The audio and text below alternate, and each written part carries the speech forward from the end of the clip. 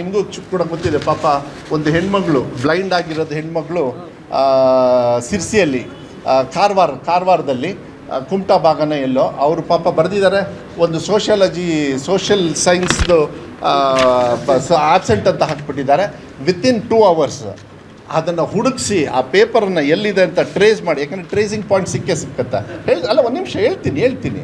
ನೀವು ನೋಡಿ 7-8 ಲಕ್ಷ ಮಕ್ಕಳಿದ್ದಾಗ ಈ ಥರ ಎರರ್ಸ್ ಆಗಬಾರ್ದು. ಆದಾಗ ಸರಿ ಮಾಡ್ತಕ್ಕಂಥ ಪರಿಜ್ಞಾನ ಇಟ್ಕೋಬೇಕು. ನಮ್ಮ ಇಲಾಖೆಯಲ್ಲಿ ಕಮಿಷನರ್ ACPI, ಒಂದು ನಿಮಿಷ ಹೇಳ್ತೀನಿ, ACPI ಅವ್ರನ್ನೇ ಕಳಿಸಿ, DDPRನ ಅವ್ರ ಮನೆಗೆ ಕಳಿಸಿ, ಅವ್ರ BOರ್ನ ಕಳಿಸಿ 77 ತೊಗೊಂಡಿದೆ ಆ ಮಗು, 77% ತೊಗೊಂಡಿದೆ ಆ ಮಗು, ಹೆಣ್ಮಗಳು, ಮುಸ್ಲಿಂ ಹೆಣ್ಮಗಳು. ಅವರಿಗಾಗಲೇ ರಿಸಲ್ಟ್ ಕೊಟ್ಟಾಯಿತು. ಶೃಂಗೇರಿ ವಿಚಾರನೂ ಕೂಡ ನೀವೇನೇನು ಈ ಥರ ಸಮಸ್ಯೆಗಳಿದ್ದಾವೆ ಎಲ್ಲದೂ ಕೂಡ ನಮ್ಮ ಆಫೀಸರ್ಸಿಗೆ ಹೇಳಿದ್ದೀವಿ. ನೋಡಿ, ಇಲ್ಲಿ DDPI ಇದ್ದಾರೆ, ನಾನು ಐ ಸಲ್ಯೂಟ್ ಹಿಮ್. ಒಂದು ತಂದೆ ಕಳ್ಕೊಳ್ತಾರೆ ಭದ್ರಾವತಿಯಲ್ಲ, ಶಿವಮೊಗ್ಗ. ನೋಡಿ ನಮ್ಮ ಇಲಾಖೆನ ಎಷ್ಟು ಮಟ್ಟಿಗೆ ಅವರು ಜವಾಬ್ದಾರಿ ತಗೊಂಡಿದ್ದಾರೆ. ನಾವು ಈ ತಪ್ಪುಗಳನ್ನು ತೋರಿಸೋ ಬದಲು ರವಿ ಅವರೇ ಅದನ್ನು ಬರೀರಿ, ಅದನ್ನು ಬೇರೆಯವ್ರಿಗೆ ಕಾಣಿಸ್ಲಿ. ಅದು ಆ ಮಗು ಮತ್ತು ಇನ್ನೊಂದು ಮಗು ಕೂಡ ಮಂಗಳೂರಲ್ಲಿ ತಾಯಿ ಕಳ್ಕೊಳ್ಳುತ್ತೆ. ಎಕ್ಸಾಮ್ನ ಹೋಗಿ ಮಾಡಿ 623 24 ತೊಗೊಳುತ್ತೆ. ಕರೆಕ್ಟಾ? ದಿಶಾ ಅಂತ ಹೇಳಿ ತೊಗೊಳುತ್ತೆ.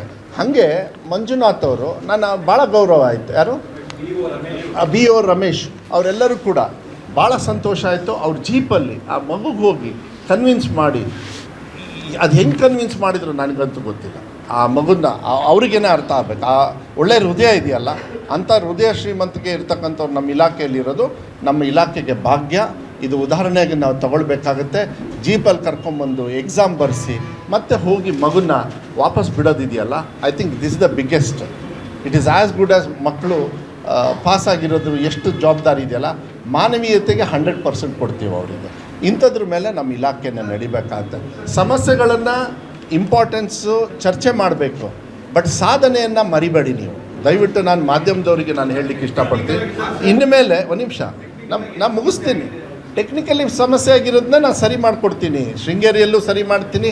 ಆ ಹೆಣ್ಮಗಳದ್ದು ವಿತಿನ್ 2 hours ರೀ ನಾನು ಸರಿ ಮಾಡಿದ್ದು.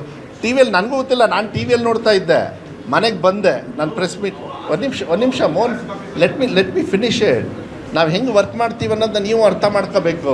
ನೀವು ಹೆಂಗೆ ನಾನು ಭಾಷಣ ಮಾಡ್ತಿದ್ದಂಗೆ, ಈಗ ಪ್ರೆಸ್ ಮೀಟ್ ಮಾಡ್ತಿದ್ದಂಗೆ ಡಿಜಿಟಲಲ್ಲಿ ಈಗ ಮೋಸ್ಟ್ಲಿ ಮೆಟಾಗಿ ಹಾಕ್ಬಿಟ್ಟು ನನ್ನ ಭಾಷಣ ಹಾಗೆ ಇಂಗ್ಲೀಷಲ್ಲಿ ಕಾನ್ವರ್ಸೇಷನ್ನು ಪ್ರಿಂಟ್ ಹೊಡೆದ್ಬಿಡ್ತದೆ. ಹಾಗೆ ನಮ್ಮ ಇಲಾಖೆನೂ ಕೂಡ ನಾವು ಮಾಡಬೇಕಂತ ಆಸೆ, ಆದ್ರೂ ಕೂಡ ಏನಾಗ್ತದೆ, ಎರರ್ಸ್ ಅನ್ನೋದು ಇರ್ತದೆ. ಅದನ್ನು ಸರಿ ಮಾಡಿಕೊಡ್ತಕ್ಕಂಥ ಮೆಕ್ಯಾನಿಸಮ್ ನಮ್ಮ ಹತ್ರ ಇರುತ್ತೆ. ಯಾವುದೇ ಕಾರಣಕ್ಕೂ ಯಾವ ಮಕ್ಕಳಿಗೂ ಕೂಡ ಅನ್ಯಾಯ ಆಗೋದಕ್ಕೆ ಬಿಡೋದಿಲ್ಲ. ಅದನ್ನು 100% ಮಾಡಬೇಕಂತ ನನಗೆ ಆಸೆ. ಆದರೆ ಎಲ್ಲ ತುಂಬ ದೊಡ್ಡ ಇಲಾಖೆ, ಸಮಸ್ಯೆಗಳಾಗಲೇ ನಾವು ಇಟ್ಕೊಂಡು ಹೊರೆಯಲ್ಲಿ ಮುಂದೆ ಹೋಗ್ತಾಯಿದ್ವಿ. ಬಟ್ ನೀವೆಲ್ಲರೂ ಕೂಡ ಖುಷಿ ಪಡಬೇಕಾಗತ್ತೆ. ನಿಮ್ಮ ಜಿಲ್ಲಾ ಉಸ್ತುವಾರಿ ಸಚಿವ, ನೀವು ಪತ್ರಿಕಾ ಮಾಧ್ಯಮದವ್ರು ಇದ್ದರೂ ಕೂಡ ಇಂಥ ಸಾಧನೆಯನ್ನು ಮಾಡಿದ್ದಾರೆ, ಮಕ್ಕಳಿಗೆ ಭವಿಷ್ಯವನ್ನು ಕೊಡ್ತಾ ಇದ್ದಾರೆ. ಅದು ಕಾಂಗ್ರೆಸ್ ಪಕ್ಷದಲ್ಲಿ ಇರೋರು ಒಬ್ಬ ಸಚಿವ ಅಂಥೇಳಿ ನೀವೆಲ್ಲರೂ ಹೆಮ್ಮೆಯಿಂದ ಹೇಳಿ